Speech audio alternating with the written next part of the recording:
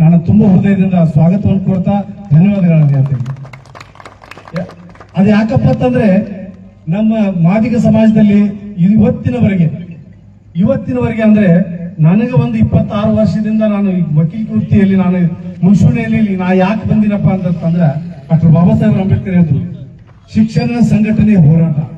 ನಾವು ಎಲ್ಲೇ ಇದ್ದೀವಿ ಗೆಳತಗಾಲದಲ್ಲಿ ಪ್ರಪ್ರಥಮ ಮಾದಿಗ ಸಮಾಜದಲ್ಲಿ ಒಬ್ಬ ಎಜುಕೇಟೆಡ್ ಲಾ ಗ್ರಾಜುಯೇಟ್ ಮುಗಿಸಿದ ಪ್ರಪ್ರಥಮ ವ್ಯಕ್ತಿ ನಾನು ಯಾವಾಗ ನಮ್ಮ ಸಮಾಜ ನೋಡಿದ್ರೆ ಒಂದು 50 ಜನ ಸಮಾಜ ಇತ್ತು ಗೆಳತನದಲ್ಲಿ, 50 ಮನೆಗಳಿದ್ದು.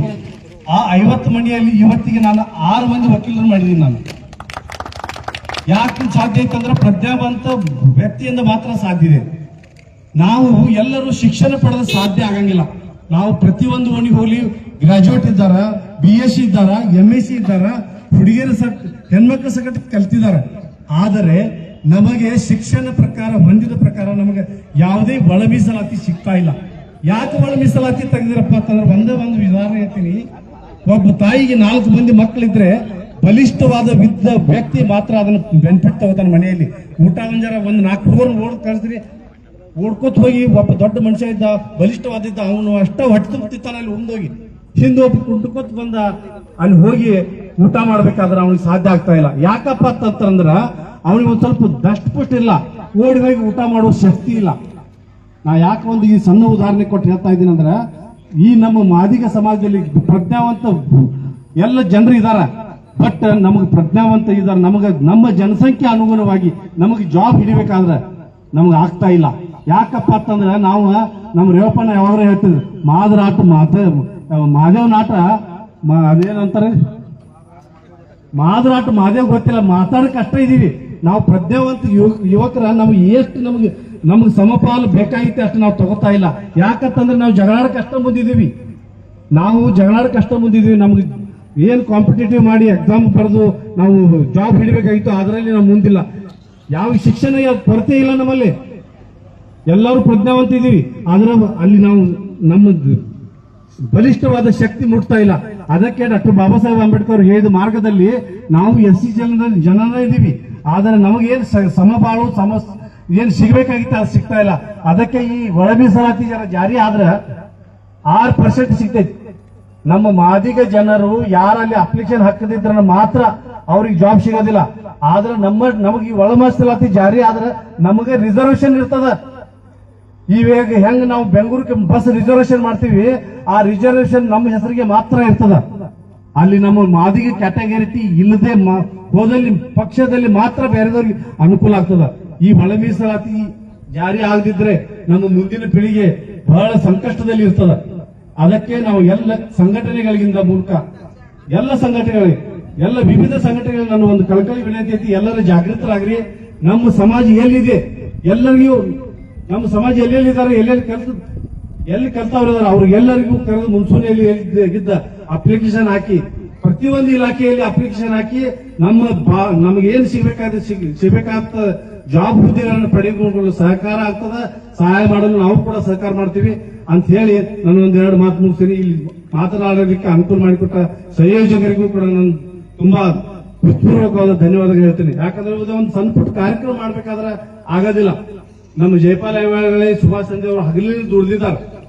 ನಾವು ಹೇಳಕ್ಕಷ್ಟ ಜಾಗೃತಿ ಇದೀವಿ, ಆದ್ರೆ ಒಗ್ಗಟ್ಟಿನಿಂದ ಕೆಲಸ ಮಾಡ್ಲಿಕ್ಕೆ ಹಿಂದೇಟ್ ಹಾಕ್ತಿದ್ವಿ. ಯಾಕಂದ್ರೆ ವಕೀಲ ವೃತ್ತಿ ಬಿಟ್ಟು ನನಗೂ ಹೊರಗೆ ಬರಕ್ ಆಗಂಗಿಲ್ಲ. ಆದ್ರೂ ಬಿ ಸಮಯ ಕೊಟ್ಟು ನಾನು ಮೂರ್ ನೈಟ್ ಆಗಿ ನಾನು 9 ರಿಂದ 10 ಗಂಟೆ ತಕ್ಕ ಕೆಲವರು ಫೋನ್ ಮಾಡಿ ಸಂಘಟನೆ ಮಾಡಲಿ ನನ್ನ ಕೈಲಾದ ಒಂದು ನಾನು ಸಹಾಯ ಮಾಡಿದ್ದೀನಿ. ಯಾಕಪ್ಪ ಅಂತಂದ್ರೆ ನಾವು ಏನಕ್ಕೆ ಮಾಡ್ತೀವಿ, ನಮ್ಮಲ್ಲಿ ಮಾದಿಗ ಜನರಲ್ಲಿ ನಮಗೆ ಇನ್ನೂ ಸಂಘಟನೆ ಕೊರತೆ ಇದೆ. ಯಾಕೆ ಸಂಘಟನೆ ಕೊಡ್ತಿದ್ದೆ ಅಂದ್ರೆ, ಪ್ರತಿಯೊಬ್ರು ಅವ್ನು ಮಾಡ್ತಾರೆ, ಸುಭಾಷ್ ಚಂದ್ರ ಮುಂದಾಗಿ ಮಾಡ್ತಂದ್ರೆ ಅವ್ರಿಗೆ ಏನಾರ ಬೆನಿಫಿಟ್ ಇದೆ ಅಂತಾರೆ ಅನಿಸ್ತದ. ಜಯಪಾಲ್ ಐವಾಳೆ ಅವ್ರು ಮುಂದಾಗಿ ಮಾಡ್ತಂದ್ರೆ ಅವ್ರಿಗೆ ಏನಾದ್ರು ಒಂದ್ ಸ್ವಲ್ಪ ಬೆನಿಫಿಟ್ ಇದೆಯಪ್ಪ ಅಂತ ಹೇಳಿ ಮುಂದಾಗ್ತಾರ. ಕೆಂಚನವ್ರು ಸರ್ ಮುಂದಾಗಿ ಮಾಡಿದ. ಇದೆಲ್ಲ ಇದೇನು ನಮ್ಮ ಮನುಷ್ಯನಲ್ಲಿ ಮನೆ ಮಾಡಿದೆ, ಅದನ್ನ ಮೊದಲು ಹೋಗ್ಲಾಡಿಸ್ಬೇಕಾಗ್ತದೆ. ನಮ್ಮ ಚಿಕ್ಕೋಡಿಯಲ್ಲಿ ಎಲ್ಲ ಸಂಘಟನೆಗಳಿಂದ ಇಲ್ಲಿ ಬಂದಿದ್ದೀರಿ, ಎಲ್ಲರೂ ಬಂದಿದ್ದೀರಿ, ಗಟ್ಟಿ ಕಾಳು ಬಂದಿದ್ದೀರಿ. ಈ ಸಮಾಜದಿಂದ ಇಲ್ಲಿ 10 ಗಂಟೆ ತನಕ ಕೂತಿದ್ದೀರಿ ಅಂದ್ರೆ ಎಲ್ಲರೂ ತಮ್ಮ ಬಲಿಷ್ಠ ತಮ್ಮ ಪ್ರತಿಯೊಂದು ನಿಮ್ಮಿಂದ ಒಂದು 100 ಜನ ಇದೆ. ನೀವೆಲ್ಲರೂ ಪ್ರತಿಯೊಂದು ಸಂಘಟನೆಗೆ ಕಾರಣೀಭೂತರಿದ್ದೀರಿ. ತಮ್ಮೆಲ್ಲರಿಗೂ ಕೂಡ ನಾನು ಹೃತ್ಪೂರ್ವಕವಾದ ಅಭಿನಂದನೆ ಹೇಳಿ ಮತ್ತೊಮ್ಮೆ ನಮ್ಮನ್ನು ಎಲ್ಲರಿಗೂ ನಮಸ್ಕಾರ ಮಾಡಿ ನಾನು ಒಂದ್ 2 ಮಾತು ಮುಗಿಸ್ತೀನಿ. ಜೈ ಹಿಂದ್, ಜೈ ಕರ್ನಾಟಕ, ಜೈ ಮಾದಿಗ. ಇವರಿಗೂ ಯರನಾಳ್ ವಕೀಲರು ತಮ್ಮ ಸಮುದಾಯದ ಬಗ್ಗೆ ವಿಚಾರಗಳನ್ನ ಸ್ಪಷ್ಟಪಡಿಸಿದ್ದಾರೆ. ಈಗ ಭಾಸ್ಕರ್ ಪ್ರಸಾದ್ ಸರ್ ಅವರು ಮಾತನಾಡ್ತಾರೆ. ಇಲ್ಲಿ ನಮ್ಮ ತಂಡದಲ್ಲಿ ದುರ್ಗಪ್ಪ ಅಂತ ಒಬ್ರು ಇದ್ದಾರೆ, ಮಾದಿಗ ಸಮುದಾಯದ ಗೌರವದ ವಿಚಾರಗಳನ್ನ ತಿಳಿಸ್ತಾರೆ. ಒಂದ್ 2 ನಿಮಿಷ ಅವ್ರು ಮಾತಾಡ್ಲಿ. ಈಗ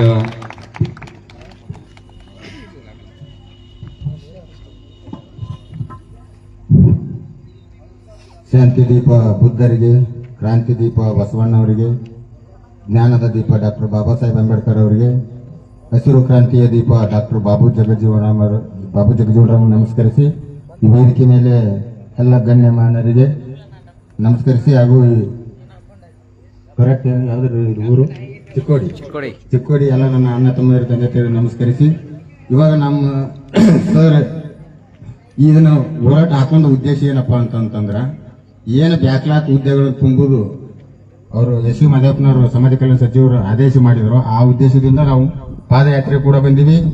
12-13 ದಿವಸ ಫ್ರೀಡಂ ಪಾರ್ಕ್ನಲ್ಲಿ ಕುಂತೀವಿ, ಮತ್ತೆ ಕಂಟಿನ್ಯೂ ರಥಯಾತ್ರೆ ಮಾಡಕತ್ತೀವಿ. ಇವತ್ತಿಗೆ 52 ದಿವಸ ಆಯ್ತು. ನಾವು ಯಾಕೆ ಮಾಡ್ತೀವಪ್ಪ ಅಂತಂದ್ರೆ ಉದ್ದೇಶ, 12ನೇ ಶತಮಾನದಾಗ ನಮಗೆ ಬಸವಣ್ಣವ್ರು ಹೇಳಿದ್ರು, ಇವತ್ತು ಎಲ್ಲಿ ಬಂತು ನಮ್ಮದು ಕಾಣ್ ಹುಟ್ಟತ್ತೀವಿ ಅಂದ್ರೆ ಎಲ್ಲಿ ಬಂತೋ ಸಂಘ ಅಂದ್ರೆ ಅಲ್ಲಿಗೆ ಬಂತೋ ಸಂಘ ಅನ್ನೋಂಥ ಪರಿಸ್ಥಿತಿ ಬಂದಿವಿ ನಾವು. ಅವತ್ತೇ ಹೇಳಿದ್ರು ಅವ್ರು, ಗೋತ್ರ ಕೇಳಿದ್ರು ಅವಾಗ ನಮ್ಗೆ. ಅವತ್ತ ನಾವು ಗೋತ್ರ ಕರೆಕ್ಟಾಗಿ ಬರ್ದಿದ್ರೆ ಇವತ್ತು ನಮ್ಗೆ ಈ ಪರಿಸ್ಥಿತಿ ಬರ್ತಿದ್ದಿಲ್ಲ. ಇವತ್ತೇನ್ ಕೇಳಿದ್ರೆ ಸರ್ಕಾರ ನಮ್ಗ, ನೀವು ಮಾದಿಗರು, ಬಲಿಯರು, ಪಡ್ರು, ಪರಚರು, ಪರಂಗರು ಅಂತ ಕೇಳಕತ್ತಾರ. ಇವಾಗ ನಾವ್ ಏನ್ ಹೇಳ್ಬೇಕಾಗೈತಿ, ಮಾದಿಗ ಅಂತ ಹೇಳ್ಬೇಕಾಗೈತಿ. ಅದನ್ನೇ ಕೇಳಿದ್ರು ಬಸವಣ್ಣವರು. ಮಧುವರಸನ ಮಗ್ಗ ಮತ್ತು ಅರಳಯ್ಯನ ಮಗ್ಗ ಮತ್ತು ಮಧುವರಸನ ಮಗಳಿಗೆ ಮದುವೆ ಮಾಡಿದಾಗ ಅಲ್ಲಿನೂ ಗೋತ್ರನ ಕೇಳಿದ್ರು ಅವರು. ನಾವು ದೊಡ್ಡ ಕುಲದವರು, ನೀವು ಸಣ್ಣ ಕುಲದವರು ಅಂತ ಕೇಳಿದಾಗನೇ ಬಸವಣ್ಣವರು ಏನ್ ಹೇಳ್ತಾರ ಅವಾಗ, ನಿಮ್ಮ ಗೋತ್ರ ಕೇಳ್ತಾರಲ್ಲಪ್ಪ, ನೀವ್ಯಾಕೆ ನೆಲದಾಗ ಬರ್ಕೊಂತ ಕುಂತಿರಿ ಕದ್ದಿದ್ದು ಒಂದು ಗೋತ್ರ ಕೇಳ್ಯಾರಂದ್ರ, ಗೋತ್ರ ನಾಮವ ಬೆಸಗೊಂಡಡೆ ಮಾತು ನುಕ್ಕದೆ ಸುಮ್ಮನಿದ್ದಿರೇಕಯ್ಯ, ತೆಲಿಯ ತಿಗ್ಗಿಸಿ ನೆಲವನ್ನೇಕೆ ಬರೀತಿದ್ದೀರಯ್ಯ, ಗೋತ್ರ ನಾಮವ ಮಾದಾರ ಚೆನ್ನೈನೆಂದು ಹೇಳಿರಯ್ಯ, ಕಯ್ಯಾನುಗಳ ಅಯ್ಯ ಮಾದಾರ ಚೆನ್ನಯ್ಯ, ಕೂಡಲ ಸಂಗಮ ದೇವ ನಿಮ್ಮಿಂದ ಅದಕ್ಕೆ ಅಂತ ಹೇಳಿದ್ರು. ಆದ್ರೆ ಅವತ್ತು ನಾವು ತಿಳ್ಕೊಲಿಲ್ಲ ಯಾರು.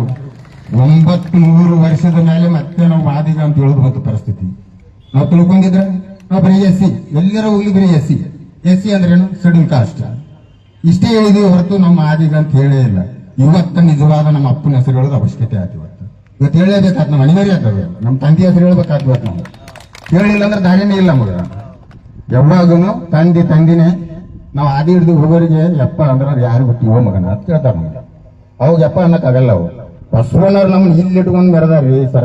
ಏನ್ ಹೇಳೋದು, ನಾವು ತಿಳ್ಕೊಲಾರ್ಕ ಇವತ್ತ ಹಳ್ಳಿ ಜನ ಜಾಗೃತಿ ಮಾಡಕ್ ಹೊಂಟಿವಿ. ಇನ್ನು ಎಷ್ಟು ಹೇಳಿದ್ರು ಸರ್ ಇನ್ನ ಕ್ವಶನ್ ಮಾಡೋದ್ರ ನಾವು ಮಾದಾರ ಅಂತ ಐತ್ರಿ, ನಾವು ಮಾದಿಗ ಅಂತ ಹೆಂಗ್ ಬರಿಬೇಕ್ರಿ, ಇದನ್ನೇ ಕೇಳ್ತಾರ. ಮಾದಿಗ ಈಗ ಮಾದಿಗ ಅಂತ ಬರೀಲಿಲ್ಲ ಅಂದ್ರ ನಮಗೂ ಮಾದಾರ ಅಂತ ಬಿಜಾಪುರ ಡಿಸ್ಟ್ರಿಕ್ಟ್ ನ ನಮಗೂ ಎಲ್ಲ ಮಾದಾರ ಅಂತ ಇದಾವ. ಬಟ್ ಇವಾಗ ನಾವು ಮಾದಿಗ ಅಂತ ಬರಿಬೇಕು. ಜನಸಂಖ್ಯೆ ಇಲ್ಲ ಅಂದ್ರೆ ನಾವು ಕಡಿಮೆ ಆಗ್ತೀವಿ. ಸರ್ಕಾರ ನಮ್ಮನ್ನ ಹೆಂಗಾದ್ರೂ ಮಾಡಿ ಏನಾದ್ರೂ ಮಾಡಿ ಜನಸಂಖ್ಯೆ ಕಡಿಮೆ ತೋರಿಸಿ ಪರ್ಸೆಂಟೇಜ್ ಮೀಸಲಾತಿ ಕಡಿಮೆ ಮಾಡ್ಬೇಕನ್ನೋ ಉದ್ದೇಶ ಐತಿ. ಆದ್ರೆ ಸರ್ಕಾರ ಮಂದಿ ಏನ್ ತಪ್ಪು ಮಾಡೈತಪ್ಪ ಅಂದ್ರ 6, 5, 3, 1 ಏನಿತ್ತದು ಸದಾಶಿವ ವರದಿ ಪ್ರಕಾರ ಕೊಟ್ಟು ಬಿಟ್ಟಿದ್ರೆ ಸರ್ಕಾರನು ತಣ್ಣಗಿರ್ತಿತ್ತು, ನಾವು ತಣ್ಣಗಿರ್ತಿದ್ವಿ. ಈಗ ಸರ್ಕಾರಕ್ಕೂ ಬೆಂಕಿ ಎತ್ತೈತಿ, ನಮಗೂ ಬೆಂಕಿ ಎತ್ತೈತಿ. ಸರ್ಕಾರ ಈ ಸದ್ಯ ಏನಾದರೂ ಜನಗಣತಿ ಪ್ರಾಮಾಣಿಕತೆಯಿಂದ ಮಾಡಿತಪ್ಪ ಅಂದ್ರೆ ಮಾದರಿಗೆ 9% ಮೀಸಲಾತಿ ಕೊಡ್ಬೇಕಾಕೈತಿ. ಸಿದ್ದರಾಮಯ್ಯವರು ಕಿತ್ಕೊಳ್ತಾ ಇದ್ದಾರೆ. 80 ಲಕ್ಷ ಮಾದಿಗರಿಗೂ ನಾವು ಕರ್ನಾಟಕದೊಳಗೆ ಲೆಕ್ಕ ಚುಕ್ತ ಆಗ್ತೈತಿ ಇವಾಗ. ಆದ್ರೆ ಇನ್ನು ಜೂನ್ 9 ತನಕ ನಾವು ತಾಳ್ಮೆಯಿಂದ ಇರಬೇಕು. ನನಗೆ ಬಹಳ ಮಾತಾಡಕ್ಕೆ ಅವಕಾಶ ಕೊಟ್ಟಿಲ್ಲ. ಇನ್ನೊಂದು ವಚನ ಹೇಳಿ ಮುಗಿಸಿಬಿಡ್ತೇನೆ. ಲೋಕಾದಿ ಲೋಕಗಳೆಲ್ಲ ಚೆನ್ನಯ್ಯನ ಮಕ್ಕಳು, ಬ್ರಹ್ಮ ವಿಷ್ಣು ರುದ್ರರೆಲ್ಲ ಚೆನ್ನಯ್ಯನ ಮಕ್ಕಳು, ಸನಕಾನಂದ ಸನಾದಿಗಳೆಲ್ಲ ಚೆನ್ನಯ್ಯನ ಮಕ್ಕಳು, ಕಿನ್ನರ ಕಿಂಪುರುಷರೆಲ್ಲ ಚೆನ್ನಯ್ಯನ ಮಕ್ಕಳು, ಭಾವ ಬಾಳಕ್ಷಣರೆಲ್ಲ ಚೆನ್ನಯ್ಯನ ಮಕ್ಕಳು, ಏಕದಶ ರುದ್ರರು, ದ್ವಾದಶ ಆದಿತ್ಯರು ಚೆನ್ನಯ್ಯನ ಮಕ್ಕಳು, ತ್ರೈತಾಂಶ ಕೋಟಿ ದೇವಾನು ದೇವತೆಗಳು ಚೆನ್ನಯ್ಯನ ಮಕ್ಕಳು, ಗರುಡ ಗಾನ ಗಂಧರ್ವರು ಚೆನ್ನಯ್ಯನ ಮಕ್ಕಳು, ಶುದ್ಧ ವಿದ್ಯಾರಣ್ಯರೆಲ್ಲ ಚೆನ್ನಯ್ಯನ ಮಕ್ಕಳು, ನವಬ್ರಹ್ಮರುಗಳೆಲ್ಲ ಚೆನ್ನಯ್ಯನ ಮಕ್ಕಳು, ನಿನ್ನಂತವರೆಲ್ಲ ಚೆನ್ನಯ್ಯನ ಮಕ್ಕಳು, ಆನೆ ನಿಮ್ಮಾನೆ ಕೂಡಲ ಸಂಗಮ ದೇವ ಮಾದಾರ ಚೆನ್ನಯ್ಯನ ಮನೆ ಮಗನ ಕೇಳ್ತಾನೆ ಬಸವಣ್ಣ. ಅಂದ್ರೆ ಇದ್ರ ಅರ್ಥ ಏನ್ರಿ? ಅಂಡಜ 21 ಲಕ್ಷ, ಪಿಂಡಜ 21 ಲಕ್ಷ, ಜಲಜ 21 ಲಕ್ಷ, ಉದ್ಭುಜ 21 ಲಕ್ಷ, 84 ಲಕ್ಷ ಜೀವರಾಶಿಗೆ ಮಾದಿಗ ಮಾಲಕದನ ಅಂತ ಹೇಳ್ತಾನೆ. ಭೂಮಿಗಿಂತ 6 ತಿಂಗಳು ದೊಡ್ಡವರು, ಆಕಾಶಕ್ಕಿಂತ 3 ತಿಂಗಳು ದೊಡ್ಡವರು ನಾವು. ಇವತ್ತು ನಮ್ಮ ಪರಿಸ್ಥಿತಿ ಏನಾಗೈತಿ? ಬೀದಿ ರಾಜ್ಯ ಮಹಾರಾಜರು ಹೋಗಿ ಬೀದಿ ಬಿಕ್ಕಿಸಿಕ್ಕರಂಗ ಹಲಿಗೆ ತಗೊಂಡು ಊರು ಹೋರಾಟ ಮಾಡ್ಕೊಂತ ಅಡ್ಡಾಕಿರ್ತೀವಿ. ಅದು ನಮ್ಮ ಅಜ್ಞಾನ. ನಮ್ಮ ವಿಜ್ಞಾನದಿಂದ ನಾವು ಆಗಿರೋದು. ಇನ್ನು ಮುಂದೆ ನಾವು ಬೀದರ್ದಾಗ ಹೋಗಿದ್ರೆ ಚಾಮರಾಜನಗರ ಜಿಲ್ಲೆ ಕೇಳ್ಬೇಕು, ಚಾಮರಾಜನಗರ ಜಿಲ್ಲೆದಾಗ ಹೋಗಿದ್ರೆ ಬೀದರ್ ಕೇಳ್ಬೇಕು. ಆ ತರ ನಮ್ಮ ಸಂಘಟನೆ ಆಗ್ಬೇಕು, ಒಗ್ಗಟ್ಟಾಗಬೇಕು. ಹಾಗಾಗಿ ನಾನು ಇಲ್ಲಿ ತನಕ ಮಾತಾಡೋಕೆ ಅವಕಾಶ ಮಾಡಿಕೊಟ್ಟಂತ ಎಲ್ಲರಿಗೂ ವೇದಿಕೆ ಮೇಲೆ ಗಣ್ಯಮಾನ್ಯರಿಗೆ ಎಲ್ಲರಿಗೂ ನಮಸ್ಕರಿಸಿ ನನ್ನ ಎರಡು ಮಾತುಗಳು ಮುಗಿಸ್ತೇನೆ. ಜೈ ಭೀಮ್, ಜೈ ಮಾದಿಗ. ಇವರಿಗೆ ಭೀಮಸೇನಾನಿಯಾಗಿರ್ತಕ್ಕಂಥ ದುರ್ಗಪ್ಪ ಅವರು ಸಮಾಜದ ಹಿನ್ನೆಲೆಯನ್ನ ತಮಗೆಲ್ಲ ತಿಳಿಸಿದ್ದಾರೆ. ಅವರಿಗೆ ಸಮುದಾಯದ ಪರವಾಗಿ ತುಂಬ ಧನ್ಯವಾದಗಳು.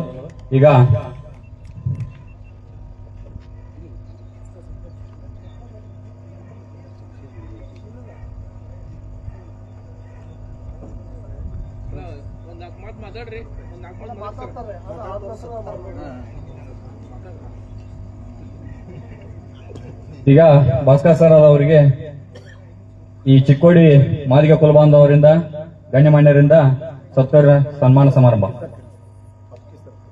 ಅದಕ್ಕೆ ಸರ್ ಅವರು ಬರ್ಬೇಕಂತ ತಮ್ಮಲ್ಲಿ ವಿನಂತಿ.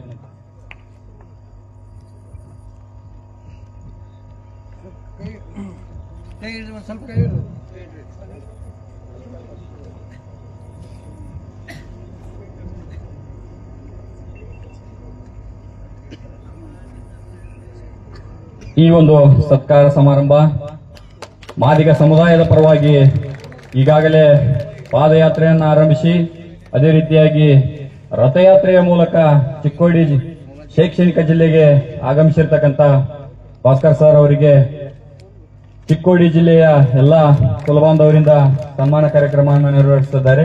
ಎಲ್ಲರೂ ಕೂಡ ಚಪ್ಪಾಳೆ ಮೂಲಕ ಅವರನ್ನ ಗೌರವಿಸಬೇಕಂತ ತಮ್ಮಲ್ಲಿ ವಿನಂತಿ.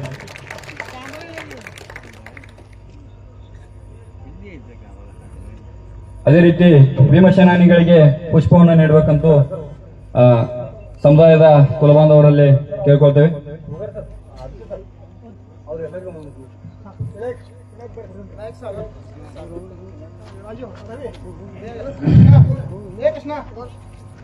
ಭೀಮಸೇನಾನಿಗಳು ಈಗಾಗಲೇ ಪಾದಯಾತ್ರೆ ಹರಿಹರದಿಂದ ಪಾದಯಾತ್ರೆಯ ಮೂಲಕ ಆಗಮಿಸಿ ಅದೇ ರೀತಿ ಈಗ ಚಾಮರಾಜನಗರದಿಂದ ರಥಯಾತ್ರೆಯ ಮೂಲಕ ಅವರೆಲ್ಲರೂ ಕೂಡ ತಮ್ಮ ಮನೆಯ ಎಲ್ಲ ಕೆಲಸಗಳನ್ನ ಬಿಟ್ಟು ಅದೇ ರೀತಿಯಾಗಿ ಕುಟುಂಬದ ಯೋಚನೆಯನ್ನ ಬಿಟ್ಟು ಇವತ್ತಿನ ದಿನ ಸಮುದಾಯಕ್ಕಾಗಿ ಹೋರಾಟವನ್ನ ಮಾಡ್ತಾ ಇದ್ದಾರೆ. ಅವರೆಲ್ಲರೂ ಕೂಡ ಸಮುದಾಯದ ಪರವಾಗಿ ಚಿಕ್ಕೋಡಿ ಜಿಲ್ಲೆಯ ಮಾದಿಗ ಕುಲಬಾಂಧವರಿಂದ ಚಪ್ಪಾಳೆಯನ್ನು ತಟ್ಟುವ ಮೂಲಕ ಗೌರವಿಸಬೇಕಂತ ತಮ್ಮಲ್ಲಿ ವಿನಂತಿಸಿಕೊಳ್ತೇವೆ. ಈಗ ತಮ್ಮೆಲ್ಲರನ್ನು ಉದ್ದೇಶಿಸಿ ಅದೇ ರೀತಿಯಾಗಿ ಒಳಮೀಸಲಾತಿಯ ಕುರಿತಾಗಿ ಸಂಪೂರ್ಣವಾದ ಮಾಹಿತಿಯನ್ನ ನಮ್ಮ ಸರ್ಕಾರಗಳು ಯಾವ ರೀತಿ ವಿಳಂಬ ನೀತಿಯನ್ನು ಅನುಸರಿಸುತ್ತಾ ಇದ್ದಾವೆ ಅಂತಕ್ಕಂಥದ್ರ ಕುರಿತಾಗಿ ಭಾಸ್ಕರ್ ಪ್ರಸಾದ್ ಅವರು ಮಾತನಾಡುತ್ತಾರೆ. ತಾವೆಲ್ಲರೂ ಕೂಡ ಅವರ ಸ್ಪಷ್ಟವಾದ ಮಾತುಗಳನ್ನ ಇಚ್ಛೆಯಿಂದ ಸ್ವಯಂಪೂರ್ವಕವಾಗಿ ಕೇಳಬೇಕಂತ ತಮ್ಮಲ್ಲಿ ವಿನಂತಿ. ಚಿಕ್ಕೋಡಿ ತಾಲೂಕಿನ ಎಲ್ಲ ನನ್ನ ಗೌರವಾನ್ವಿತ ಬಂಧುಗಳೇ,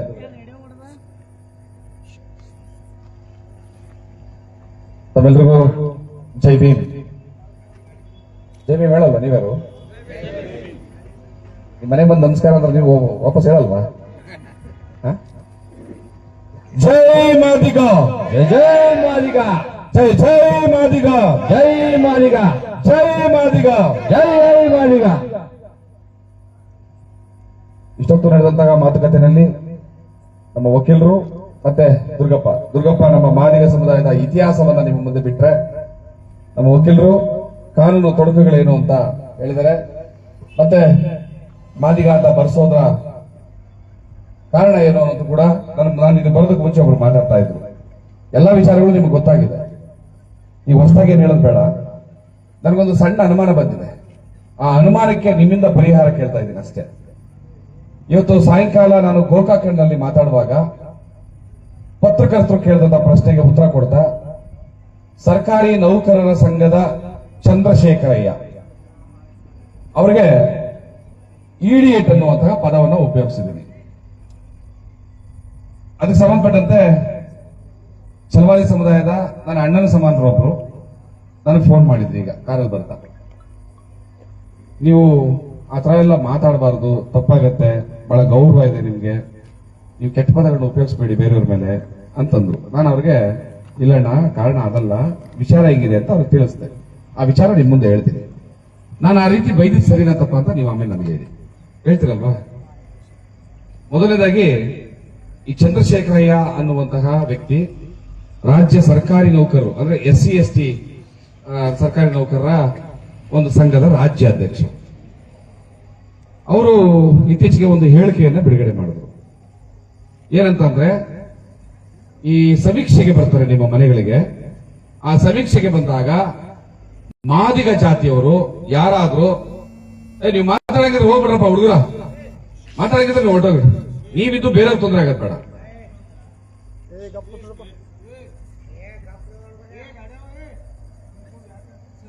ಆಯ್ತು ಹೇಳಿದ್ದೀನಿ, ಈಗ ಸೈಲೆಂಟ್ ಆಗಿರ್ತಾರೆ.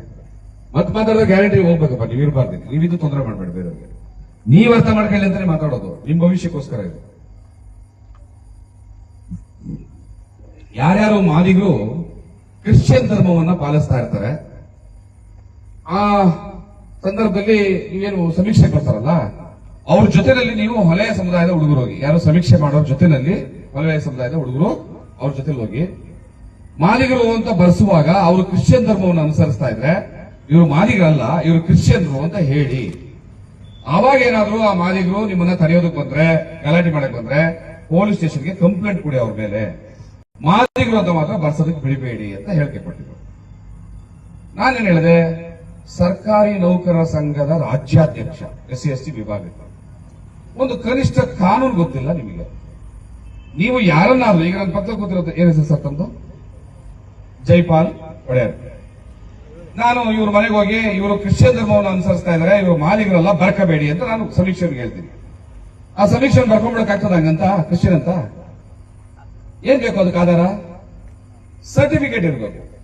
ಇವರು ಕ್ರಿಶ್ಚಿಯನ್ ಧರ್ಮಕ್ಕೆ ಕನ್ವರ್ಟ್ ಆಗಿರುವಂತಹ ಆಧಾರಕ್ಕೆ ನನ್ನ ಹತ್ರ ಸರ್ಟಿಫಿಕೇಟ್ ಇರಬೇಕು. ನಾನು ಇವ್ರನ್ನ ಕೇಳೋದಲ್ಲ. ಇವರು ನನ್ನ ಹತ್ರ ಸರ್ಟಿಫಿಕೇಟ್ ಇಲ್ಲ, ನಾನು ಕನ್ವರ್ಟ್ ಆಗಿದ್ದಿಲ್ಲ, ನನಗೆ ಇಷ್ಟ ಬಂದಂತಹ ಧರ್ಮವನ್ನು ಅನುಸರಿಸ್ತಿದ್ದೀನಿ. ಅನುಸರಿಸೋದಕ್ಕೂ ಕನ್ವರ್ಟ್ ಆಗೋದಕ್ಕೂ ತುಂಬಾ ಡಿಫರೆನ್ಸ್ ಇದೆ. ಯಾವುದೇ ಧರ್ಮವನ್ನು ನಾವು ಅನುಸರಿಸೋದಕ್ಕೂ, ನಾವು ಆ ಧರ್ಮಕ್ಕೆ ಮತಾಂತರ ಆಗೋದಕ್ಕೂ ತುಂಬಾ ಡಿಫರೆನ್ಸ್ ಇದೆ. ಸರ್ಟಿಫೈಡ್ ಆಗಿರುವಂತಹ ಮತಾಂತರ ಅದಾಗಿರ್ಬೇಕು, ನನ್ನ ಹತ್ರ ಸರ್ಟಿಫಿಕೇಟ್ ಇರಬೇಕು, ಅಥವಾ ನಂದು ನೀವು ಕಲೆಕ್ಟ್ ಮಾಡಿರ್ಬೇಕು. ಆ ಸಮೀಕ್ಷೆಯವರು ಮಾದಿಗ ಅಂತ ಬರ್ಕೊಳ್ಳೋದಕ್ಕೆ ನಿರಾಕರಿಸಿದ್ರೆ ನಾನ್ ಕೇಳಬೇಕು, ನಾನು ಕ್ರಿಶ್ಚಿಯನ್ ಹೆಸರು ಸರ್ಟಿಫಿಕೇಟ್ ಇದೆಯಾ? ನನ್ನ ಹೆಸರು ಸಾವಿರ ಇಟ್ಟಾರೆ, ನನ್ನ ಹೆಸರು ಫ್ರಾನ್ಸಿಸ್ ಅಂತ ಇಕ್ಕತ್ತೀನಿ, ನನ್ನ ಹೆಸರು ಆಂಟೋನಿ ಅಂತ ಇಕ್ಕತ್ತೀನಿ. ನಾನು ಮಾದಿಗ, ನಂಗೆ ಆ ಹೆಸರು ಇಷ್ಟ, ನಾನು ಇಟ್ಕೊಂಡಿದ್ದೀನಿ. ನನ್ನ ಮನೆಯಲ್ಲಿ ಅಲ್ಲನ್ ಪೂಜೆ ಮಾಡ್ತೀನೋ, ಯೇಸುನ್ ಪೂಜೆ ಮಾಡ್ತೀನೋ, ಅಥವಾ ಇನ್ಯಾರ ಧರ್ಮಗಳಿದಾರಲ್ಲ ಗುರುಗಳು, ಅವ್ರನ್ನ ಪೂಜೆ ಮಾಡ್ತೀನೋ, ಅದು ನನ್ನ ಇಷ್ಟ, ನಾನು ಪೂಜೆ ಮಾಡ್ತೀನಿ. ನನ್ನ ಇಷ್ಟ, ನಾನು ಯಾರೂ ಪೂಜೆ ಮಾಡಲ್ಲ. ನನ್ನ ಇಷ್ಟ, ನಾನು ಎಲ್ಲರನ್ನೂ ಪೂಜೆ ಮಾಡ್ತೀನಿ. ಅದು ನನಗೆ ಸ್ವಾತಂತ್ರ್ಯ ನನ್ನ ಸಂವಿಧಾನದಿಂದ ಸಿಕ್ಕಿರೋದು, ಬಾಬಾ ಸಾಹೇಬ್ ಅಂಬೇಡ್ಕರ್ ಕೊಟ್ಟಿದ್ದು. ನಾನು ಕನ್ವರ್ಟ್ ಆಗಿದ್ದೀನಿ ಅಂತ ಸರ್ಟಿಫಿಕೇಟ್ ಇದ್ರೆ ತಗೊಂಬಂತ ಸ್ವಲ್ಪ ನಾನು ಮಾದಿಗ ಅಂತ ಬರ್ಸಲ್ಲ, ಹೌದಲ್ಲ? ಇದಿಲ್ಲದೆ ಈ ಚಂದ್ರಶೇಖರಯ್ಯ ನೀವು ಅವ್ರ ಮನೆಗಳಿಗೆ ಹೋಗಿ ಕಾವಲು ಬೀಳ್ಕೊಳ್ಳಿ, ಅವ್ರನ್ನ ಬರ್ಸಕ್ ಬಿಡ್ಬೇಡ ಅಂತಂದ್ರೆ ಸಂಘರ್ಷ ಆಗಲ್ಲ, ಒಡಾಟ ಆಗಲ್ಲ? ಒಬ್ಬ ಸರ್ಕಾರಿ ನೌಕರ ಇಷ್ಟು ಇಡಿಯೇಟ್ ಆಗಿ ಮಾತಾಡಬಾರದು. ಈಸ್ ಎ ಇಡಿಯೇಟ್ ಅಂತೆ, ತಪ್ಪ? ಬೈಬಾರ್ದ ನನಗೆಲ್ಲ, ಬೈಬಾರ್ದ? ಅಲ್ಲ, ನೀವು ನನಗೆ ಧೈರ್ಯ ಕೊಟ್ಟರೆ ಮಾತಾಡ್ತೀನಿ, ಇದು ನನ್ನ ಧೈರ್ಯ ಅಲ್ಲ, ನಿಮ್ಮಿಂದನೇ ಧೈರ್ಯ ನನಗೆ. ಇಡಿಯೇಟ್ ಅಂದ್ರೇನು? ನಾನು ಯಾರು ಕೆಟ್ಟ ಭಾಷೆ, ಅಸಭ್ಯವಾದ ಭಾಷೆ, ಅವ್ರ ವಂಶಾವಳಿಗಳನ್ನು ತೆಗೆಯುವಂತ ಭಾಷೆ ಉಪಯೋಗಿಸಲ್ಲ. ಯಾವತ್ತು ನಾನು ವಂಶವೃಕ್ಷ ಬಳಸ್ತಾರಲ್ಲ, ಹಂಗೆ ನಾನು ಆ ವಂಶವೃಕ್ಷ ಮಾತಾಡ, ನಾನು ಯಾರು ಮಾತಾಡೋದಾಗಲ್ಲ. ಇಡಿಯೇಟ್ ಅಂದ್ರೇನು? ಮೂರ್ಖ, ಮುಟ್ಟಾಳ, ಅಯೋಗ್ಯ, ಜ್ಞಾನ ಇದ್ದಿದ್ದವನು ಅಷ್ಟೇ. ಒಬ್ಬ ಸರ್ಕಾರಿ ನೌಕರ, ಸಾವಿರಾರು ಜನ ನೌಕರರಿಗೆ ಒಬ್ಬ ಅಧ್ಯಕ್ಷ ಸ್ಥಾನದಲ್ಲಿ ಇದ್ದೀನಿ ಅಂತ ಅಂದ್ಕೊಂಡು ಒಂದು ಜಾತಿ ಪರವಾಗಿ ನಿಂತ್ಕೊಂಡು ಇನ್ನೊಂದು ಜಾತಿಯವ್ರನ್ನ ಹುಡುಕಿ ನೀವು ಅಂತ ಹೇಳುವಂತದ್ದು ಅಯೋಗ್ಯತನ. ನೀನು ಮಾಡೋ ಕೆಲಸ ಬಿಟ್ಬಿಟ್ಟು ಆಡೋ ದಾಸ್ತಿಂದ ಹೋದ್ರು ಅನ್ನೋ ಕೆಲಸ ನಿಂದು ಈಸ್ ಎ ಇಡಿಯೇಟ್ ಅಂತ. ಅದಕ್ಕೆ ಹಂಗೆಲ್ಲ ಅನ್ಬಾರದು ಅಂತ ಸಲಹೆ ಕೊಟ್ಟರು. ಸಲಹೆ ಸ್ವೀಕರಿಸಬೇಕಾ ಬೇಡ ಅಂತ ಗೊಂದಲಲ್ಲಿದ್ದೆ ನಾನು. ಇರೇ ಸ್ವಾಮಿ, ಭಾಷಣ ಬೇಡ, ನಾನು ಏನಾರು ಕೇಳಿದಾಗ ಉತ್ತರ ಕೊಟ್ಟರೆ ನಂಗೆ ತುಂಬಾ ಸಂತೋಷ ಆಗ್ತದೆ. ಅದಕ್ಕೆ ಗೊಂದಲಲ್ಲಿದ್ದೆ, ಏನು ನಾನು ಹೇಳೋ ತಪ್ಪ ಸರಿನಾ ಅಂತ. ಒಂದೊಂದ್ಸಲ ಹಂಗ ಆಗ್ಬಿಡುತ್ತೆ. ಹಾಗಾಗಿ ನಾನು ನನ್ನೆಲ್ಲ ಗೊಂದಲಗಳನ್ನ ನನ್ನ ಸಮುದಾಯದ ಅಣ್ಣ ತಮ್ಮದ್ರ ಮುಂದೆ ಕೇಳ್ತೀನಿ, ನಾನು ಮಾಡಿದ ತಪ್ಪ ಸರಿನಾ ಅಂತ. ನೀವು ಸರಿ ಅಂದ್ರೆ ಮುಂದುವರಿತೀನಿ, ಸರಿ ಅಂದ್ರೆ ಮುಂದುವರಿತೀನಿ. ಎಂತದ್ದೇ ಕಷ್ಟ ಬರ್ಲಿ, ಏನ್ ಕೇಸ್ ಹಾಕೊಳ್ಳಿ, ತಗೊಂಡೋಗ ಅಣ್ಣ ಮನೆ ಜೈಲಿಗೆ ಬಿಡ್ಲಿ, ಮಾಡೋ ಪ್ರಯತ್ನ ಮಾಡಿದ್ರು. ನನ್ನ ಮೇಲೆ ದೇಶದ್ರೋಹದ ಪ್ರಕರಣ ಅಂತ ಕಂಪ್ಲೇಂಟ್ ಕೊಡಕ್ ಹೋಗಿದ್ರು ಮೈಸೂರಿನಲ್ಲಿ. ಯಾಕೆ ಅಂತ ಗೊತ್ತಾ? ನೀನು SC ಮಾದೇವಪ್ಪ, ನೀನು KH ಮುನಿಯಪ್ಪ, ನೀನು RB ತಿಮ್ಮಾಪುರ್, ಒಳ ಮೀಸಲಾತಿ ಜಾರಿ ಆಗದೆ ಬ್ಯಾಕ್ಲಾಗ್ ಹುದ್ದೆಗಳನ್ನ ತುಂಬಿಬಿಟ್ಟು ನೀವು ರಸ್ತೆಗೆ ಬಂದ್ರೆ ನಿಮ್ಮ ಅಪ್ಪನ ಮಕ್ಕಳಾಗಿದ್ರೆ ಬರ್ರಯ್ಯ ನೋಡೋಣ ಅಂತ ಹೇಳಿದ್ದೆ. ತಪ್ಪ? ಒಳ ಮೀಸಲಾತಿ ಬ್ಯಾಕ್ಲಾಗ್ಗಳು ತುಂಬಿಟ್ರೆ ಇವ್ರು ಅಪ್ಪನ ಬರ್ತಾರ, ನಾಳೆ ವಾಪಸ್ ಬರುತ್ತೆ ನಮ್ಗೆ. ಮತ್ತೆ ಇನ್ನೂ ಬೈದೆ, ನೀವು ನಿಮ್ಮ ಪಕ್ಷಗಳ ಗುಲಾಮ್ ರಸ್ತೆ, ನಿಮ್ಮ ಪಕ್ಷದ ನಾಯಕರ ಬೂಟ್ ತೆಕ್ಕಷ್ಟೇ ನೀವು ನಾಯಕರು. ನಮ್ಮ ಸಮುದಾಯದ ಮಕ್ಕಳ ಹಿತವನ್ನ ಕಾಪಾಡಕ್ಕೆ ನಿಮ್ ಕೈ ಸಾಧ್ಯ ಆಗೋದಿಲ್ಲ. ಇದ್ರ ಬದಲು ಎಲ್ಲರೂ ಹೋಗಿ ಬೂಟ್ ಪಾಲಿಶ್ ಮಾಡಿ ಕೂತ್ಕೊಳ್ಳಿ ಅಂತಂದೆ. ತಪ್ಪ ಹೇಳಿ? ಯಾಕೆ ಅಂತಂದ್ರೆ 22 ವರ್ಷಗಳಿಂದ ಪೆಂಡಿಂಗ್ ಬಿದ್ದಿರುವಂತಹ 36,000 ಸರ್ಕಾರಿ ಬ್ಯಾಕ್ಲಾಗ್ ಉದ್ಯೋಗಗಳು ಏನ್ ನೆನ್ನೆ ಮನೆ ಇವತ್ತು ತುಂಬಿಬಿಟ್ರೆ ನಾಳೆ ಮತ್ತೆ ಉಡ್ತವೆ, ಅಷ್ಟು ಉದ್ಯೋಗ ನನಗಿದ್ರೆ ಪರವಾಗಿಲ್ಲಪ್ಪ ತಗೊಂಡು ಹೋಗು ಅಂತ ಅನ್ಬೋದು. 22 ವರ್ಷದ ವೇಟಿಂಗ್ ಮಾಡಿರುವಂತದ್ದು ಉದ್ಯೋಗಗಳು 36,000 ಉದ್ಯೋಗ. ಇವರು 2 ತಿಂಗಳಲ್ಲಿ ಅದನ್ನೆಲ್ಲ ತುಂಬಿಬಿಟ್ಟು ಜೇಬ್ ತುಂಬಾ ಕಾಸು ಮಾಡ್ಕೊಂಡು ಹೊರಟೋಗ್ಬಿಟ್ರೆ ನಮ್ಮ ಮಕ್ಕಳೆಲ್ಲ ಹೋಗ್ಬೇಕು? ಭಿಕ್ಷೆ ತಗೋಬೇಕಾ? ಇವ್ರ ಮನೆ ಗೇಟ್ ಕಾಯಬೇಕಾ? ಸರಿ, ಇದನ್ನ ಕಾಪಾಡಬೇಕಾಗಿರೋ ಜವಾಬ್ದಾರಿ ಯಾರು? ಇದೆಲ್ಲ ತೀರ್ಮಾನ ಎಲ್ಲ ಆಗುತ್ತೆ ಸಚಿವ ಸಂಪುಟದಲ್ಲಿ ಆಗುತ್ತೆ. ಸಚಿವ ಸಂಪುಟದಲ್ಲಿ ಈ ಡಿಸಿಷನ್ ಆಗ್ಬೇಕು ಅಂದ್ರೆ ಆ ಸಚಿವ ಸಂಪುಟದಲ್ಲಿ 2 ಸಚಿವರು ನಮ್ಮ ಮಾದಿಗ ಸಮುದಾಯದವರು ಇದ್ದಾರೆ, KH ಮುನಿಯಪ್ಪ ಮತ್ತು RB ತಿಮ್ಮಾಪುರ್. ಅವ್ರಿಗೆ ಏನು ಹಿಂಗ್ ಬ್ಯಾಕ್ಲಾಗ್ ಎಲ್ಲ ತುಂಬ ಬಿಡ್ತಾ ಇದಾರಂತೆ, ನೀವೇನ್ ಮಾಡ್ತಾ ಇದ್ರಿ ಅಂದ್ರೆ, ಹೌದಾ ನನಗೆ ಗೊತ್ತೇ ಇಲ್ವಲ್ಲ ಅದೆಲ್ಲ ಅಂತಾರೆ. ನಾನ್ ಹೇಳಿದೆ, ಸಚಿವರಾಗಿದ್ರೆ ಗೊತ್ತಿರ್ತದೆ, ಕೆರಾವಲಿಯವ್ರಿಗೆ ಅದೆಲ್ಲ ಗೊತ್ತಿರಲ್ಲ. ಆಮೇಲೆ ಕೆರಾವಲಿಯದು ಅವಮಾನ ಅಲ್ಲ, ನಾನು ಕೆರಾವಲಿ ಜಾತಿ ಬಿಟ್ಟಿರೋ ನಾನು ದೇವ್ರದು. ಆದ್ರೆ ಕೆರಾವಲಿಯನ್ ಮಾತ್ರ ಸರ್ಕಾರ ಕೇಳುತ್ತಾ? ಕೆರಾವಲಿಯನ್ಗೆ ಸಚಿವ ಸಂಪುಟದಲ್ಲಿ ಏನಾಗುತ್ತೆ ಅಂತ ಗೊತ್ತಾಗತ್ತಾ? ಇಲ್ಲ. ಪಾಪ ಆತನ ಉದ್ಯೋಗ, ಒಂದು ಹೊಟ್ಟೆಪಾಡು, ಬಡತನ, ಮಕ್ಕಳನ್ನ ವಿದ್ಯಾಭ್ಯಾಸ ಕೊಡಿಸ್ಬೇಕು, ಎಲ್ಲರೂ ಚೆನ್ನಾಗಿ ಬದುಕ್ತಾರೆ. ನೋಡ್ರಿ, ಆ ಬೀದಿ ಕೊನೆಯಲ್ಲಿರೋ ಮಗ ಕಾರ ಓಡಾಡ್ತಾನೆ, ಈ ಬೀದಿ ಕೊನೆಯಲ್ಲಿರೋ ಮಗಳು ಡಾಕ್ಟರ್ ಅಂತೆ, ಆ ಹಿಂದ್ಗಡೆ ಬೀದಿಲಿರೋ ಮಗಳು ಲಾಯರ್ ಅಂತೆ. ನನ್ನ ಮಗ ಹಂಗಾಗ್ಬಾರ್ದಾ? ನಾನ್ ಕೆರಾವಲ್ ಕಂಡೆ ನನ್ನ ಮಗನೂ ಹೊಲಿಬೇಕಾ ಅನ್ನೋ ಚಿಂತೆ ಅವನು. ಸರ್ಕಾರದ ಬಗ್ಗೆ ತಲೆ ಕೆಡಿಸ್ಕೊಳ್ಳೋಷ್ಟು ಇನ್ನೂ ನಮ್ಮ ಸಮುದಾಯ ಬೆಳೆದಿಲ್ಲ. ಇದು ಪ್ರಾಮಾಣಿಕ ನಿಜವಾದ ಸತ್ಯ ತಾನೆ. ಇವನ್ ಮಾತ್ರ ಸರ್ಕಾರ ಕೇಳುತ್ತಾ? ಕೇಳಲ್ಲ. ಯಾರ ಮಾತು ಕೇಳುತ್ತೆ? ಸಚಿವರ ಮಾತು ಕೇಳುತ್ತೆ. ಆ ಸಚಿವರನ್ನ ನಾವು ಕೇಳಿದ್ರೆ, ಏನ್ರಿ ಈಗೆಲ್ಲ ತುಂಬಿಡ್ತಾ ಇದಾರಂತೆ, ಏನ್ ಮಾಡ್ತಾ ಇದಾರೆ ಅಂತಂದ್ರೆ, ನನಗೆ ಗೊತ್ತಿಲ್ಲ ಅಂದ್ರು RB ತಿಮ್ಮಾಪುರ್ ಬೆಳಗಾವಿನಲ್ಲಿ. ಇಲ್ಲ, ನನಗೆ ಅದೇನು ಗೊತ್ತಿಲ್ಲ ಅಂತ ದೇವನಹಳ್ಳಿನಲ್ಲಿ KH ಮುನಿಯಪ್ಪ ಹೇಳಿದ್ರು. ನಾನ್ ಹೇಳಿದೆ, ನೀವಿಬ್ರು ಸಚಿವರಾಗಕ್ಕೆ ಲಾಯಕ್ಕಿಲ್ಲ, ಕೆರಾವಲಿಯಕ್ಕೆ ಲಾಯಕು, ನೀವು ದನ ಮೇಸಕ್ ಹೋಗ್ಬಿಡ್ರಿ ಅಂದ್ರೆ. ಇಷ್ಟು ನಾನು ಅಂದಿದ್ದಕ್ಕೆ ಅವನು ಇಷ್ಟು ಉದ್ದ ಕಂಪ್ಲೇಂಟ್ ಬರ್ದವನೆ. ಅವನು ನನ್ನ ಹೆಸರವನೇ, N ಭಾಸ್ಕರ ಅಂತೆ. ನಾನು BR ಭಾಸ್ಕರ್ ಪ್ರಸಾದ್, ನಾನು ಪೂರ್ತಿ ಹೆಸರು. ಅವನು N ಭಾಸ್ಕರ ಅಂತೆ. N ಅಂದ್ರೆ ನೋ ಅಂತ, ನೋ ಭಾಸ್ಕರ ಅವನು. ಅವನು ಅದನ್ನ ತಗೊಂಡು ನಮ್ಮ ಸರ್ಕಾರದ ಮಿನಿಸ್ಟರ್ಗಳಿಗೆ, ನಮ್ಮ ಸಮುದಾಯಕ್ಕೆ ಅವಮಾನ ಮಾಡಿದರೆ, ಇವ್ರ ಮೇಲೆ ದೇಶದ್ರೋಹದ ಪ್ರಕರಣವನ್ನು ದಾಖಲಿಸಿ ಅಂತ ತಗೊಂಡೋಗಿದೆ. ಪೊಲೀಸರ ಬುದ್ಧಿ ಇಲ್ವಾ? ಕಂಪ್ಲೇಂಟ್ ಓದಿದ್ರು, ಮುಚ್ಕೊಂಡು ಮರ್ಯಾದೆ ತಗೊಂಡು ಹೋಗು, ನೀನು ಅವನ ಮೇಲೆ ಕಂಪ್ಲೇಂಟ್ ಕೊಡು, ನಿನ್ ಜೀವಮಾನ ಪೂರ್ತಿ ಉಸಿರಾಡಕ್ಕಾಗಬಾರ್ದು, ಅಷ್ಟು ಕಂಪ್ಲೇಂಟ್ ನಿನ್ ಮೇಲೆ ಹಾಕಿಸ್ತಾನ ಅವನು. ತಗೊಂಡೋಗೋ ಕಂಪ್ಲೇಂಟ್ ತಗೊಳಕ್ ಆಗಿಲ್ಲ, ತಗೊಳ್ಳಿಲ್ಲ. ಪೊಲೀಸರು ತಿಳುವಳಿಕೆ ಇಲ್ವಾ? ಅಷ್ಟೇ ಅರ್ಥ ಆಗಲ್ವಾ ನಾನು ಮಾತಾಡೋದೇನೋ, ಅವ್ನು ಕೊಟ್ಟರೆ ಕಂಪ್ಲೇಂಟ್ ಏನು ಅಂತ? ದೇಶದ್ರೋಹದ ಪ್ರಕರಣ ಅಂತಂದ್ರೆ ಇವ್ರ ಅಪ್ಪ ಪಾಕಿಸ್ತಾನದಾಗಿದ್ದ, ನಾನೇನು ಹೋಗಿ ಯುದ್ಧ ಮಾಡಿದ್ದ ಅವ್ರು ದೇಶದಲ್ಲಿ ಇಲ್ಲ. ಮತ್ತೆ ಅದಕ್ಕೆ ಜಾತಿ ಬಣ್ಣ ಕಟ್ಟೋದು. ಈಗ ನಾನು KH ಮುನಿಯಪ್ಪನಿಗೆ ಏನ್ ಮಾತಾಡಿದೆ, SC ಮಾದೇವಪ್ಪನಿಗೆ ಅದೇ ಮಾತಾಡಿದೆ. ಕಾರಣ ಅವ್ರು ನನ್ನ ಮಗನ ಜಾತಿಯವನು, ಅವ್ನು ನನ್ನ ಮಗನ ಜಾತಿಯವನು ಅಂತ ಅಲ್ಲ. ಅವರಿಬ್ರು ಸರ್ಕಾರದ ಸಚಿವರು, ಪರಿಶಿಷ್ಟ ಜಾತಿ ಪಟ್ಟಿಯಲ್ಲಿರೋರು, ನಮ್ಮ ಹಿತವನ್ನ ಕಾಪಾಡಬೇಕಾಗಿರೋರು. ಯಾಕಂದ್ರೆ ಬಾಬಾ ಸಾಹೇಬರು ಕೊಟ್ಟ ಭಿಕ್ಷೆ ಮೀಸಲಾತಿಯನ್ನು ತಗೊಂಡು ಅವರಿಬ್ರು ಗೆದ್ದಿರೋರು. ಹಂಗಾಗಿ ನಾನು ಕೇಳ್ತೀನಿ. ನಾನು ಮಾದಿಗರನ್ನ ಬೈದೆ, ಹೊಲೆಯರನ್ನ ಬೈದೆ ಅಂತಂದ್ರೆ, ಈ ಮಾದಿಗರು ಮತ್ತು ಹೊಲೆಯರಿಬ್ರು ಕೂಡ ರಾಜೀನಾಮೆ ಕೊಟ್ಬಿಟ್ಟು ನಾನು ಅವರ ಹೇಳಿದಾಗ ದನ ಕಾಯಕ್ ಹೋಗ್ಲಿ, ಯಾರು ತಿಳುವಳಿಕೆ ಇದ್ರು ಅವ್ರು ಬಂದಲ್ಲಿ ಸಚಿವ ಸ್ಥಾನ ಒಪ್ಪಿಸ್ಕೋತಾರೆ. ನಮ್ಮ ಸಮುದಾಯವನ್ನು ಕಾಪಾಡಕ್ ಸಾಧ್ಯ ಅಂದ್ರೆ ಕಾಪಾಡ್ತಾರೆ. ಇಲ್ಲ ಅಂತಂದ್ರೆ useless fellows, you bloody boot lickers ಅಂತಾನೆ ಬೈತೀವಿ. ತಪ್ಪ? ಬೈಬಾರ್ದಾ? ಬೈಬೇಡಿ, ಹಂಗೆಲ್ಲ ತುಂಬಾ ನೋವಾಗುತ್ತೆ. ಈ ಉಳವ ಹಿಂಸೆ ಕೊಡ್ಬೇಕಪ್ಪ, ನಾನು ಅವ್ರು ಕೊಡ್ತೀನಿ, ಇವು ನಮ್ಗೆ ಕೊಡ್ತಾರೆ. ಬೈಬೇಡಿ, ನಮ್ಮ ಸಮುದಾಯದವ್ರಿಗೆ ನೀವು ಬೈದ್ರೆ ಹೆಂಗೆ? ನಮ್ಮ ಸಮುದಾಯದವ್ರಿಗೆ ನೀವೇ ಅವಮಾನ ಮಾಡ್ಬೋದಾ ಅಂತ ಕೇಳ್ತಾರೆ. ನಿಮ್ಗೆಲ್ಲ ಒಂದು ಉದಾಹರಣೆ ಹೇಳ್ತೀನಿ. ಒಂದು 20,000 ರೂಪಾಯಿ ದುಡ್ಡು ಕೊಟ್ಟು ಒಂದು ಒಳ್ಳೆ ನಾಯಿ ತಗೊಂಡ್ಬರ್ತೀರ, ಡಾಬರ್ಮನ್, ಆಮೇಲೆ ಬುಲ್ಡಾಗ್, ಜರ್ಮನ್ ಶೆಫರ್ಡ್, ಇವೆಲ್ಲ 20-25 ಸಾವಿರಕ್ಕಿಂತ ಕಮ್ಮಿ ಸಿಗಲ್ಲ, ಆಯ್ತಲ್ಲ? ಅಂತದೊಂದು ನಾಯಿ ತಗೊಂಡ್ಬರ್ತೀವಿ, ಸಾಕ್ತಿವಿ, ಬಿಸ್ಕೆಟ್ ಹಾಕಿ, ಹಾಲು ಹಾಕಿ, ಪೆಡಿಗ್ರಿ ಹಾಕಿ, ಚೆನ್ನಾಗಿ ಸಾಕ್ತಿವಿ, ದೊಡ್ಡದಾಗಿ ಬೆಳೀತದೆ. ಯಾಕೆ ಹೇಳ್ರಿ? ಯಾರೋ ನಾಯಿ ತಂದು ಯಾಕೆ ಸಾಕ್ತಿವಿ ನಾವು? ಚೆನ್ನಾಗಿ ಪಾಲನೆ ಮಾಡಿದ್ರೆ ಬೆಳೀತದೆ. ಮನೆ ಕಾಯಿಲೆ ಅಂತ, ನಮ್ಮನ್ ಕಾಯಿಲೆ ಅಂತ. ನನ್ನ ಮಗನ ನಮ್ ಕಾಯಿಲೆ ಕಚ್ಚಿದ್ರೆ ಏನ್ ಮಾಡ್ತೀವಿ? ಇಂಜೆಕ್ಷನ್ ಕೊಟ್ಟು ಸಾಯಿಸ್ತೀವಿ, ಹೌದಾ? ಹುಚ್ಚುಗಳು ಕಚ್ಚ ಹೋದ್ರೆ ಹಂಗೆ ಇವ್ರಿಗೆ ಓಟು ಅನ್ನೋ ಬಿಸ್ಕೆಟ್ಗಳನ್ನ ಕೊಟ್ಟು, ನಮ್ಮ ಬೆಂಬಲ ಅನ್ನೋ ಹಾಲು ಕೊಟ್ಟು, ಅಣ್ಣ ನಮ್ಮಣ್ಣ ನಮ್ಮ ಸಮುದಾಯದವರು ಜಯಣ್ಣ ಜಯಣ್ಣ ಅಂತ ಹೇಳಿ ಅವ್ರಿಗೆ ಪಿಡಿಗ್ರಿಲ್ ಹಾಕಿ ಚೆನ್ನಾಗಿ ದಷ್ಟು ಪುಷ್ಪ ಬೆಳೆಸಿದ್ದು. ಯಾಕಂದ್ರೆ ನಮ್ಮನ್ನ ಕಾವಲು ಕಾಯಿರಿ, you are the watching dogs of Madiga ಸಮುದಾಯ ಅಂತ ಹೇಳಿದವ್ರಿಗೆ ನಾವು. ಆದ್ರೆ ಇವು ದಷ್ಟು ಪುಷ್ಪ ಬೆಳೆದಿದ್ದೀನಿ ಅಂತ ಊರವರೆಲ್ಲ ಕಾಯಕ್ಕೋಸ್ಕರ ನಮ್ಮನ್ನೇ ಬಗ್ದು ಬಿಸಾಕಿದ್ರೆ ಇಂಜೆಕ್ಷನ್ ಕೊಡ್ಬೇಕಾ ಬೇಡವಾ? ಸೊ ನಾಯಿ ಅನ್ನೋದು ತಪ್ಪ? ವಿರೋಧ ಪಕ್ಷಗಳನ್ನ ವಾಷಿಂಗ್ ಡಾಕ್ಸ್ ಅಂತ ಕರಿತೀವಿ ನಾವು. ತಪ್ಪಲ್ಲ ಅದು. ವಾಷಿಂಗ್ ಡಾಕ್ಸ್ ಅಂದ್ರೆ ಕಾವಲಿಗೆ ಹೆಸರುವಾಸಿ ಆದದ್ದು. ನಮ್ಮ ಸಮುದಾಯದ ಕಾವಲಿಗೆ ನಿಲ್ಲಪ್ಪ ನೀನ್ ಕೆ ಎಚ್ ಮುನಿಯಪ್ಪ, ನಮ್ಮ ಸಮುದಾಯದ ಕಾವಲಿಗೆ ನಿಂತ್ಕೊಳ್ಳಪ್ಪ ನೀನು ಆರ್ ವಿ ತಿಮ್ಮಾಪುರ ಅಂತಂದ್ರೆ, ನನ್ನ ಸಮುದಾಯವನ್ನ ನೀನು ಹಣ ಇಟ್ಬಿಟ್ಟು ಕಾಸು ಮಾಡ್ಕೊಂಡು ಮುಂದಕ್ಕೆ ಹೋಗ್ತೀನಿ ಅಂತ ನಾವು ಸಹಿಸಕ್ಕಾಗಿಲ್ಲ. ಇದು ಒಳ ಮೀಸಲಾತಿ ಹೋರಾಟದ ಮಾತುಗಳು. ನಾವು ಹಕ್ಕನ್ನ ಪಡಿಬೇಕು ಅಂದ್ರೆ ಇಷ್ಟು ನಿಷ್ಠುರವಾಗಿ ಮಾತಾಡಬೇಕು. ಇದೇ ಕೆ ಎಚ್ ಮುನಿಯಪ್ಪ ಕೋಲಾರದಲ್ಲಿ ಈ ಸಾರಿ ಎಂಪಿ ಎಲೆಕ್ಷನ್ ನಲ್ಲಿ ಕಾಂಗ್ರೆಸ್ ನಿಂದ ತನ್ನ ಅಳಿಯರಿಗೆ ಟಿಕೆಟ್ ಬೇಕು ಅಂತ ಡಿಮ್ಯಾಂಡ್ ಮಾಡಿದ್ರು. ಅಳಿಯರಿಗೆ ಟಿಕೆಟ್ ಕೊಡ್ಲಿಲ್ಲ. ಟಿಕೆಟ್ ಕೊಡದೇ ಇದ್ದಾಗ ನಾನು ರಾಜೀನಾಮೆ ಕೊಟ್ಬಿಡ್ತೀನಿ, ನಾನು ಬೇಡ, ನಿಮ್ ಪಕ್ಷ ಬೇಡ ಅಂತ ಬ್ಲಾಕ್ ಮೇಲ್ ಮಾಡಿದ್ರು. ಗೊತ್ತಾಯ್ತು ಎಷ್ಟು ವಿಷಯ ಗೊತ್ತಾಯ್ತು? ರಾಜೀನಾಮೆ ಕೊಡೋ ಪ್ರಯತ್ನ ಮಾಡಿದ್ರಲ್ಲ. 40 ಲಕ್ಷ ಜನ ಮಾದಿಗರು ಇವತ್ತು ಬಹುತೇಕ ಭಿಕ್ಷಾಂದೇಹದ ಬಟ್ಲಿಟ್ಕೊಂಡು ನಿಂತಿದ್ದೀವಿ. ರಾಜೀನಾಮೆ ಕೊಡೋ ತಾಕತ್ತಿಲ್ವಾ? ಈ ಸಮುದಾಯಕ್ಕೋಸ್ಕರ ರಾಜೀನಾಮೆ ಕೊಡ್ತೀನಿ ಅನ್ನೋ ಮಾತಿಲ್ವಾ? ಇವತ್ತು ಚಾಮರಾಜನಗರದ ಮಲೆ ಮಹದೇಶ್ವರ ಬೆಟ್ಟದಲ್ಲಿ ಸಚಿವ ಸಂಪುಟ ನಡೀತು. ನಿನ್ನೆ ನಮ್ಮ ತಂಡದವರು, ಮೊನ್ನೆ ನಾನು ಖುದ್ದಾಗಿ ಸಿಎಂ ಸೆಕ್ರೆಟರಿಗಳನ್ನ ಭೇಟಿ ಮಾಡಿ, ನಿನ್ನೆ ನಮ್ಮ ತಂಡದವರು ಖುದ್ದಾಗಿ MLC ಸುಧಾಮ್ ದಾಸ್ ಅವ್ರನ್ನ ಕರ್ಕೊಂಡು ಮುಖ್ಯಮಂತ್ರಿಗಳನ್ನೇ ನೇರವಾಗಿ ಭೇಟಿ ಮಾಡಿ ಪ್ರಮೋಷನ್ಗಳು ಕೊಡ್ತಾ ಇದ್ದೀರಲ್ಲ, ಎಲ್ಲ ಒಳ ಮೀಸಲಾತಿ ಜಾರಿ ಆಗ್ತೇನೆ, ಪ್ರಮೋಷನ್ ಅಲ್ಲಿ ಹೈರ್ ಪೋಸ್ಟ್ ಗಳೆಲ್ಲ ತುಂಬಿಬಿಟ್ರೆ ಆಮೇಲೆ ಏನ್ ಸಿಗುತ್ತೆ ನಮಗೆ? ಎಲ್ಲ ಹೋದ್ಮೇಲೆ ನಾವೇನು ಕ್ಲರಿಕಲ್ ಪೋಸ್ಟ್ಗಳು, ಗೇಟ್ ಕಾಯೋ ಕೆಲಸ, ಕಸ ಬಳಿಯೋ ಕೆಲಸಕ್ಕೆ ಬರ್ಬೇಕಾ ನಾವು ನಿಮ್ಮ ಹತ್ರ ಸರ್ಕಾರದವ್ರ ಹತ್ರಕ್ಕೆ? ನಮ್ಮ ಮಕ್ಕಳಿಗೆ ಒಳ್ಳೆ ಕೆಲಸ ಬೇಡವಾ? ಇಷ್ಟಕ್ಕೂ ಸರ್ಕಾರದಲ್ಲಿ ಕೆಲಸ ಮಾಡ್ತಾ ಇರೋದು ಸರ್ಕಾರಿ ನೌಕರನ ನಮ್ಮ ಅಣ್ಣ ತಮ್ಮದ್ರು. ನೀವು ಪ್ರಮೋಷನ್ ಕೊಟ್ಟು ಕಳಿಸ್ತಾ ಇದ್ರೆ ದುಡ್ಡು ಇಸ್ಕೊಂಡು ಪ್ರಮೋಷನ್ ಅಲ್ಲಿ ಲಂಚ ನಡೀತಾ ಇದೆ, ಭ್ರಷ್ಟಾಚಾರ ನಡೀತಾ ಇದೆ.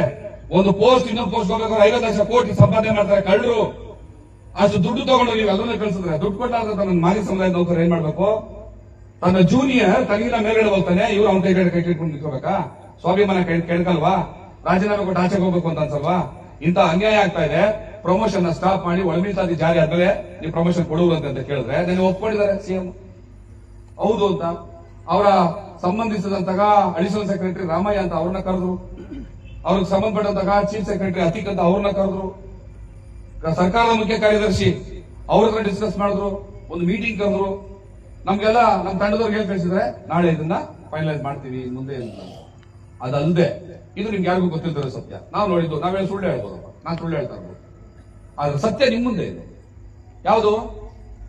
ಯಾವುದೇ ಕಾರಣಕ್ಕೂ ಒಳ ಮೀಸಲಾತಿ ಜಾರಿ ಇದೆ, ಯಾವ ಪ್ರಮೋಷನ್ ಕೊಡಲ್ಲ ಅಂತ ಆನ್ ಸ್ಟೇಜ್ ಬಾಬು ಜಗಜೀವನ್ ರಾಮ್ ರವರ ಜಯಂತಿಯ ದಿವಸ ಸ್ಟೇಜ್ ಮೇಲೆ ಸರ್ಕಾರದ ಕಾರ್ಯಕ್ರಮದಲ್ಲಿ ನಿಂತ್ಕೊಂಡು ಆಂಜನೇಯವರಿಗೆ, ಆಂಜನೇಯ ಯಾವುದೇ ರೀತಿಯಾದಂತಹ ಪ್ರಮೋಷನ್ಸ್ ಇಲ್ಲ ಕಣಪ್ಪ, ಒಳ ಮೀಸಲಾತಿ ಜಾರಿ ಆಗುವಂತ ಮಾತಾಡಿದ್ದಾರೆ. ಇದು ನೋಡಿದ್ರೆ ಎಷ್ಟು ಜನ ನೋಡಿದಿರಾ? ಯಾರು ನೋಡಿದ್ರೆ ಅಂದ್ರೆ ವಿಡಿಯೋ ಕೊಡ್ತೀನಿ ನಾನು, ಇಲ್ಲಿ ಪ್ಲೇ ಮಾಡ್ತೀನಿ, ಕೇಳಿಸ್ಬೇಕು ಮಾಡ. ಆನ್ ಸ್ಟೇಜ್ ಮಾತಾಡಿದ್ದಾರೆ. ನಿನ್ನೆ ನಾವು ಹೋಗಿ ರಿಕ್ವೆಸ್ಟ್ ಮಾಡಿದಾಗ ಒಪ್ಕೊಂಡಿದ್ದಾರೆ. ಇವತ್ತು ಸಚಿವ ಸಂಪುಟದಲ್ಲಿ ಅದು ಉಸಿರೇ ಬಿಟ್ಟಿದೆ. ಸರಿ, ಅವ್ರಿಗೆ ನಮ್ಮ ಬಗ್ಗೆ ಕರುಣೆ ಇಲ್ಲ, ಜವಾಬ್ದಾರಿ ಇಲ್ಲ, ನಮ್ ನೋವು ಏನು ಅಂತ ಅರ್ಥ ಆಗ್ತಾ ಇಲ್ಲ, ನಮ್ಮ ಸಮುದಾಯದ ಕಷ್ಟ ಏನು ಅಂತ ಅವ್ರಿಗೆ ಅರ್ಥ ಆಗ್ತಾ ಇಲ್ಲ. ಅಲ್ಲಿ ಈ ವೇಸ್ಟ್ ಬಾಡಿಗಳಿದ್ವಲ್ಲ ಇಬ್ರು ಸಚಿವರು, ಕೇಸ್ ಮನೆ ಯಾಕೆ ಮಾತಾಡ್ಲಿಲ್ಲ? ನನ್ನ ಸಮುದಾಯದವರು ನನಗೆ ಬೆಟ್ಟ ಹೊಡಿತೀನಿ ಅಂತ ಬೈತಾವ್ರೆ, ಬೂಟು ಪಾಲಿಶ್ ಮಾಡೋ ಅಂತ ಬೈತಾವ್ರೆ.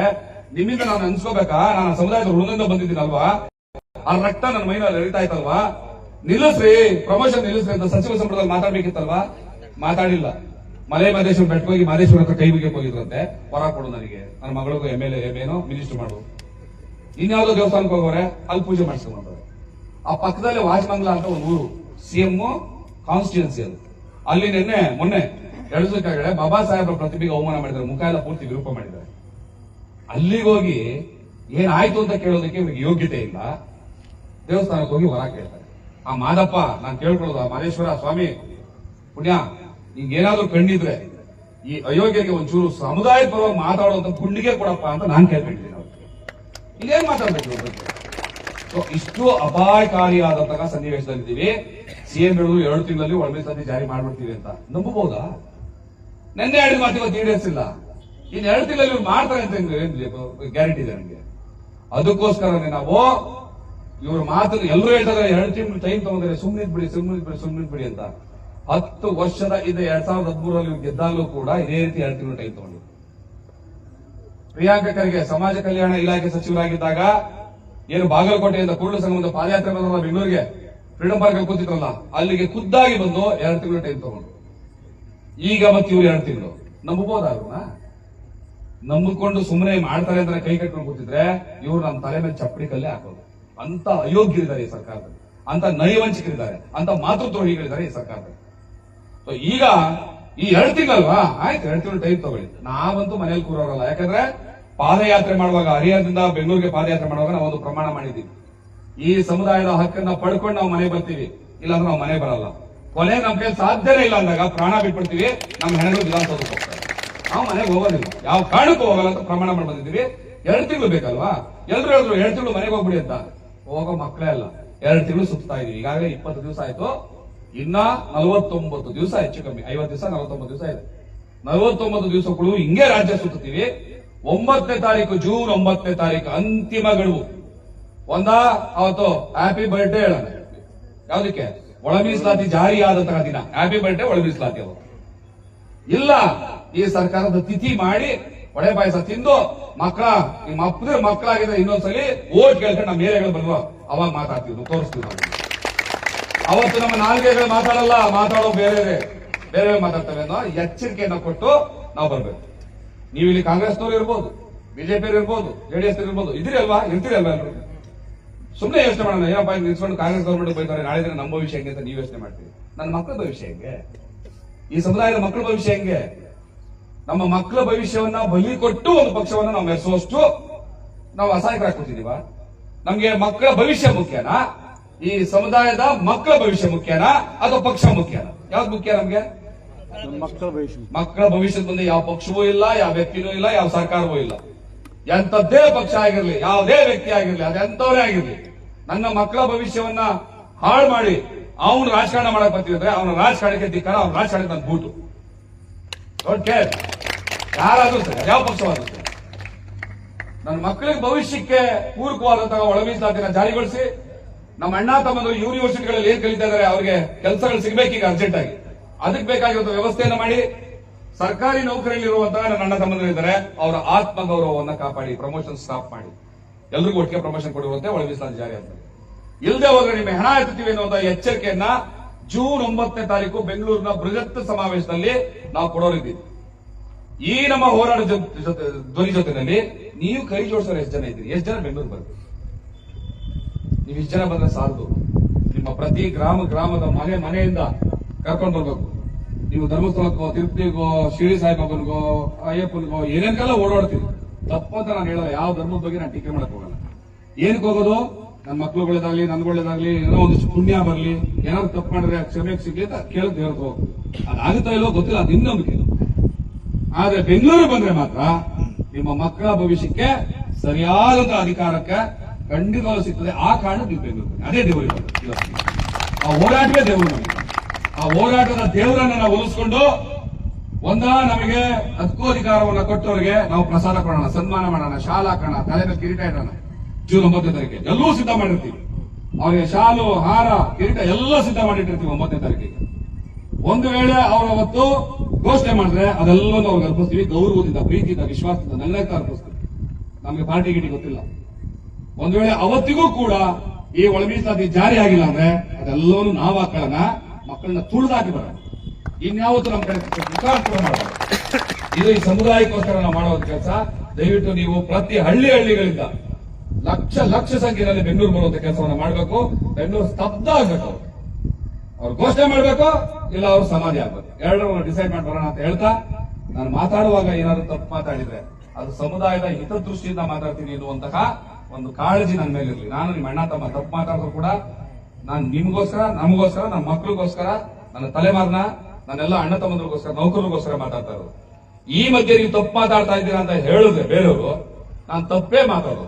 ನನ್ನ ಹಕ್ಕಿಗೋಸ್ಕರ ವಿರುದ್ಧವಾಗಿ ನೀನು ನಿಂತಿದ್ಯಾ ಅಂತಂದ್ರೆ ನಿನ್ನ ನಾನು ಕೇರ್ ಮಾಡೋ ಅಗತ್ಯ ಇಲ್ಲ ಅನ್ನೋ ಮನಸ್ಥಿತಿಲಿ ನಾನೊಬ್ಬ ಅಲ್ಲ, ನಾವೆಲ್ಲರೂ ಬೆಳಿಬೇಕಾಗಿದೆ. ಈಗ ನನಗೆ 1000 ಜನ ಹೇಳ್ಕೊಡ್ಲಿ, ನೀವೇನು ದಲಿತ ಅನ್ನೋ ಕಾನ್ಸೆಪ್ಟ್ ಹೊಡೆದಾಕ್ಬಿಡ್ತಾ ಇದ್ದೀರಾ, ಒಲೆ ಮನೆಗೆ ಕಿತ್ತಾಕ್ಬಿಡ್ತಿದ್ದೀರಾ. ಎಲ್ಲಿ ಕಿತ್ತಾಕ್ತಾ ಇದ್ದೀರಿ? ನನ್ನ ಹಕ್ಕು ಕೇಳೋದು ಯಾರು ನಾನು ಕಿತ್ತಾಕ್ದಂಗಾಗತ್ತಾ? ನೀವು ಹಂಗ ಅನ್ಕೊಂಡ್ರೆ ನನ್ನ ಹಕ್ಕಿಗೋಸ್ಕರ ಹೌದು ನಾನು ಹಂಗೇನೆ ಅಂತ ನೆನ್ಕೊಳ್ಳಿ, ನಮ್ಗೇನ್ ಸಮಸ್ಯೆ ಇಲ್ಲ. ಈ ಭಾಷೆಯನ್ನ ನಾವೆಲ್ಲರೂ ಕಲಿಬೇಕು. ದಲಿತ ದಲಿತ ದಲಿತ ದಲಿತ ದಲಿತ ಅಂತ ಹೇಳ್ಕೊಂಡು ನಾನು 25 ವರ್ಷ 30 ವರ್ಷ ಹೋರಾಟ ಮಾಡ್ಕೊಂಡು ಕೊನೆಗೆ ಏನಾಗ್ತದೆ ಅಂತಂದ್ರೆ, ಹಂಗೆ ಹೇಳ್ಕೊಂಡು ನಮ್ಮನ್ನ ಆಯಾ ಸಂಘಟನೆಗಳ ಗುಲಾಮರಾಗಿ, ಕಾಲಾಳುಗಳಾಗಿ, ಸೈನಿಕರಾಗಿ, ಪಾಂಪ್ಲೆಟ್ ಬಳಿಯೋರು, ಘೋಷಣೆ ಕೂಗೋರು, ಬಡ್ಡಿ ಕಟ್ಟೋರು ಅಷ್ಟಕ್ಕೆ ಸೀಮಿತ. ನಾವು ಹಕ್ಕಿಗಿಲ್ಲ, ಅಧಿಕಾರಕ್ಕಿಲ್ಲ. ನಿಮಗೆ ಟ್ರೈನ್ ಅಪ್ ಮಾಡೋದಕ್ಕೆ ಐಎಎಸ್ ಆಫೀಸರ್ಗಳು ವಿಡಿಯೋಗಳು ಮಾಡಿದ್ರು. ಬನ್ನಿ ಸಿದ್ಧ ಇರೋರು ವಿಡಿಯೋ ಮಾಡಿ ವಲಯ ಅಥವಾ ಛಲವಾದಿ ಯಾಕೆ ಬರೆಸಬೇಕು ಅಂತ ಎಷ್ಟು ಬ್ಯೂಟಿಫುಲ್ ಆಗಿ ಹೇಳ್ತಾರೆ. ನಾನು ತುಂಬಾ ರೆಸ್ಪೆಕ್ಟ್ ಮಾಡ್ತೀನಿ, ಆ ಥರ ಮಾಡಬೇಕು. ಆದ್ರೆ ನಮ್ಮ ಸಮುದಾಯದಲ್ಲಿ ಏನ್ ಮಾಡ್ತಿದ್ದಾರೆ? ಯಾವ ಐಎಎಸ್ ಆಫೀಸರ್, ಯಾವ ರಾಜಕಾರಣಿ? ಸೊ ಯಾರೂ ಇಲ್ಲದೆ ಇರುವಂತಹ ಸಮುದಾಯಕ್ಕೆ ನಾವಿದ್ದೀವಿ ಅಂತ ತೋರಿಸುವಂತ ಶಕ್ತಿನಾದ್ರೂ ಕೂಡ ನಾವು ಆಗ್ಬೇಕು. ಆ ಕಾರಣಕ್ಕೆ ನೀವು ಮಾದಿಗ ಅಂತ ಹೇಳೋದ್ರ ಮೂಲಕ ನೀವು ಹೊಲೆ ಮಾದಿಗರ ಮಧ್ಯೆ ಜಗಳ ತಂದಿರ್ತಾ ಇದ್ದೀರಿ ಅಂತ ಇಲ್ಲ. ಮಾದಿಗ ಅಂತ ಹೇಳ್ಕೊಳ್ಳಕ್ಕೆ ಹಿಂಜರಿತಾ ಇದೆ ಈ ಸಮಾಜ. ಹೇಳ್ಕೊಳ್ಳಲ್ಲ, SC ಅಂತ ಹೇಳ್ಬಿಟ್ಟು ಸುಮ್ಮನಾಗ್ಬಿಡ್ತಾರೆ. ಆ ಮಾದಿಗ ಅಂತ ಹೇಳ್ಕೋಬೇಕು ಅಂದ್ರೆ ಮಾದಿಗರ ಘನತೆ ಏನು ಅಂತ ಹೇಳ್ಬೇಕು. ಹಂಗಾಗಿ ನಾನು ದುರ್ಗಪ್ಪನ ಕೈಲಿ ಮಾತಾಡ್ಸಿದ್ದೆ. ಮಾದಿಗ ಅನ್ನೋ ಪದಕ್ಕೆ ಎಷ್ಟು ದೊಡ್ಡ ಅರ್ಥ ಇದೆ ಅಂತ ಬಸವಣ್ಣ ತಲೆ ಮೇಲೆ ಮೆರೆಸಿದಂತ ಮಾದಿಗ ಸಮುದಾಯ ನಮ್ದು. ಅರುಂಧತಿ, ಮಾತಂಗ, ಮಾತಂಗಿ, ಕುರಂಗರಾಜ, ಹರಳಯ್ಯ, ಮಾದಾರ ಚೆನ್ನಯ್ಯ, ಏನ್ ಒಬ್ರ ಇಬ್ರ ಹುಡುಕ್ತಾ ಹೋದ್ರೆ ಈ ನಮ್ಮ ಸಮುದಾಯಕ್ಕೆ ಸಿಗುವಂತಹ ಮುತ್ತುರತ್ನಗಳು. ಇಷ್ಟು ದೊಡ್ಡ ಸಮುದಾಯವನ್ನ ಮಾದಿಗ ಅಂತ ಹೇಳ್ಕೊಳ್ಳಕ್ಕೆ ಹಿಂಜರಿಕೆ ಮಾಡೋದ ಸಂದರ್ಭದಲ್ಲಿ ನಾವು ಇದ್ದೀವಿ, ಹೌದಲ್ಲ? ಅದಕ್ಕೋಸ್ಕರನೇ ನಾವು ಶುರು ಮಾಡಿದ್ದು ಜೈ ಮಾದಿಗ, ಜೈ ಜೈ ಮಾದಿಗ. ಆ ಎದೆ ಒಳಗಡೆ ಇರುವಂತಹ ಮಾದಿಗತನ ಆಚೆ ಬರಲಿ, ಆ ಪೇಪರ್ ಮೇಲೆ ಬರೆಸ್ಲಿ, ಪರ್ಸೆಂಟೇಜ್ ಸರ್ಕಾರ ಗೊತ್ತಾಗ್ಲಿ, ಒಳಮೀಸಲಾತಿಯಿಂದ ಹೆಚ್ಚಿನ ಪರ್ಸೆಂಟ್ ಸಿಗ್ಲಿ ಅಂತ.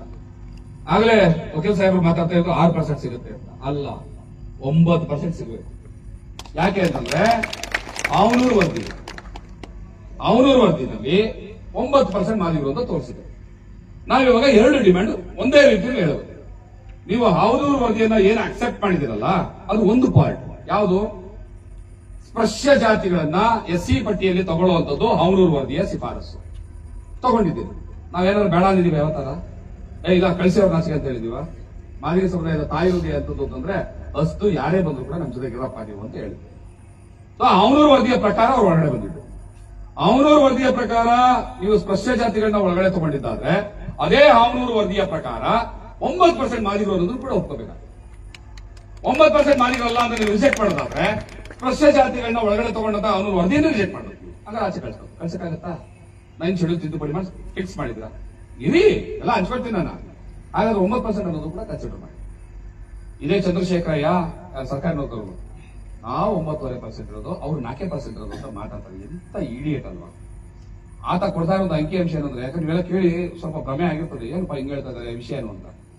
ಚಂದ್ರಶೇಖರಯ್ಯ 1901ನೇ ಇಸ್ವಿಯ ಅಂಕಿಅಂಶಗಳನ್ನ ಇಟ್ಕೊಂಡು ಕರ್ನಾಟಕದಲ್ಲಿ ವಲಯ ಸಂಖ್ಯೆ 9.5%, ಮಾದಿಗರದು ಕೇವಲ 3-4% ಅಂತ ಹೇಳ್ತಾ ಇರೋದು ಸತ್ಯ, ಸುಳ್ಳಲ್ಲ. ಆದ್ರೆ ಎಲ್ಲಿ ಅವರು ನೋಡ್ತಾ ಇರುವಂತಹ ದಾಖಲೆ ಮೈಸೂರು ಸಂಸ್ಥಾನದಲ್ಲಿ ಅಫ್ಕೋರ್ಸ್ ನಾವು ಒಪ್ಕೋತಾ ಇದ್ದೀವಿ, ವಲಯ ಸಮುದಾಯ ಅತಿ ಹೆಚ್ಚು ಸಂಖ್ಯೆ, ಮಾದಿಗ ಸಮುದಾಯ ಕಮ್ಮಿ. ಅದನ್ನ ಇಟ್ಕೊಂಡು ಮೈಸೂರಿನ ಗೆಜೆಟರ್ ಏನಿದೆಯಲ್ಲ ಆ ದಾಖಲೆಗಳನ್ನ ಇಟ್ಕೊಂಡು ನಾವು ಜಾಸ್ತಿ ಇದ್ದೀವಿ ನೀವು ಕಮ್ಮಿ ಇದ್ದೀವಿ ಅಂತ ಹೇಳುವಂತಹ ವಿಕೃತಿ ಬೇಡ ಚಂದ್ರಶೇಖರ್ ಅವರೇ. ಮೈಸೂರು ನೀವು ಹೇಳಿ ಒಪ್ಕೊಂತೀವಿ, ಆದ್ರೆ ಮೈಸೂರು ಭಾಗದ ಬಿಟ್ಟು ಈ ಕಡೆ ಉತ್ತರ ಕರ್ನಾಟಕಕ್ಕೆ ಬಂದ್ರೆ ಹಿಂಗೆ ನಿಮ್ಮ ಮಾತು ಎಲ್ಲಿಗೆ ಅಪ್ಲೈ ಆಗುತ್ತೆ? ಇಷ್ಟು ಕನಿಷ್ಠ ಕಾಮನ್ ಸೆನ್ಸ್ ಇಲ್ಲದ ವ್ಯಕ್ತಿ ಒಂದು ಸರ್ಕಾರಿ ನೌಕರ ಸಂಘದ ಅಧ್ಯಕ್ಷ ಹೆಂಗಾದಂತ ನಂಗೆ ಆಶ್ಚರ್ಯ. ಅದಕ್ಕೆ ನೀನು ಇಡಿಯೇಟಪ್ಪ ಅಂತ ಹೇಳ್ತಾ ಇದ್ದೀನಿ. ಇದು ಮುಂದೆ ಅವರು ತನ್ನ ಮೂರ್ಖತನವನ್ನ ಮುಟ್ಟಾಳ್ತನವನ್ನು ಮುಂದುವರಿಸಿದ್ರೆ ನಾವು ಕೂಡ ಇದೇ ರೀತಿಯಾದ ತಿರುಗೇಟುಗಳನ್ನ ಮುಗಿಸ್ಕೊಡ್ಲೇಬೇಕಾಗ್ತದೆ. ಇದು ಯಾವ ಜಾತಿಯ ವಿರುದ್ಧವೂ ಅಲ್ಲ, ನನ್ನ ತಾಯಿ ನನ್ನ ಜಾತಿಯ ಹರಿದೋಗಿರೋ ಸೇನೆಗೆ ಹೊಸ ಸೇನೆ ಕೊಡಿಸುವಂತ ಪ್ರಯತ್ನ ಅಷ್ಟೇ. ಈ ವಾರದ ಜೂನ್ 9ನೇ ತಾರೀಕು ಪದೇ ಹೇಳ್ತಾ ಇದ್ದೀನಿ, ನೀವೆಲ್ಲರೂ ಹೆಚ್ಚಿನ ಸಂಖ್ಯೆಯಲ್ಲಿ ಬೆಂಗಳೂರು ಬರಬೇಕು. ಈ ಸರ್ಕಾರವನ್ನು ಆಗ್ರಹಿಸಿ ನಾವು ಮತ್ತೆ ತಗೊಂಡು ಬರಬೇಕು. ಖಂಡಿತವಾಗ್ಲೂ ನೀವು ಯಾರು ಮಿಸ್ ಮಾಡಬಾರ್ದು ಅಂತ ಕೇಳ್ತಾ ನನ್ನ ಮಾತಿಗೆ ಇತಿಶ್ರೀಯನ್ನು ಹಾಕ್ತಿದ್ದೀನಿ, ವಿರಾಮವನ್ನು ಹಾಕ್ತೀನಿ. ಮತ್ತೆ ಎಂಥದ್ದೇ ಸಂದರ್ಭದಲ್ಲೂ ಈ ಹೋರಾಟವನ್ನು ಕೈ ಬಿಡೋದಿಲ್ಲ, ನ್ಯಾಯವನ್ನು ಪಡೆದೇ ಮನೆಗೆ ಹೋಗ್ತೀವಿ ಅಂತ ನಿಮ್ಮೆಲ್ಲರಿಗೂ ಈ ಸಂದರ್ಭದಲ್ಲೂ ಪ್ರಮಾಣ ಮಾಡ್ತಾ ನನ್ನ ಮಾತು ಮುಗಿಸಿ ತಮ್ಮ ಶುಭವಾಗಿ ಈವರೆಗೂ ಸರ್ಕಾರ ಮಾಡಿರ್ತಕ್ಕಂಥ ಮಾದಿಗ ಸಮುದಾಯದ